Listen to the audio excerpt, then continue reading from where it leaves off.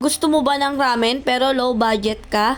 Pwes, itry mo yung aking recipe tsak makikraving satisfied ka. At dahil wala nga tayong pambili ng ramen noodles kaya gagamit lamang tayo ng Lucky Me, lutuin lamang natin ito. Habang niluluto nga natin yung ating Lucky Me ay gagawin na natin yung ating magiging sabaw. Naglagay lamang ako dito ng isang bawang.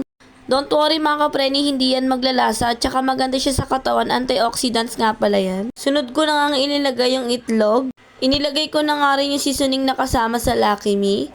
At dahil nga wala na tayong luya, kaya turmeric powder na lang yung inilagay ko, nilagyan ko lamang ito ng konti. Makakatulong nga pala ito para hindi lumansa yung ating magiging sabaw. Nilagyan ko na nga ito ng pamintang pino. Haluin lamang ito ng maigi.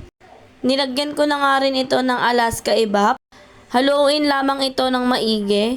Habang niluluto ko nga yung ating Lucky Me ay naglaga lamang ako ng itlog sa aking electric kettle. So ayan, luto na nga yung ating Lucky Me at unti-unti ko na nga inilagay yung sabaw. Huwag nyo pong biglain para hindi po mamuo yung itlog na inilagay natin dyan. At halu-haluin lamang natin to ng maigi. Ayan, pwede na nating ibuhos yan lahat.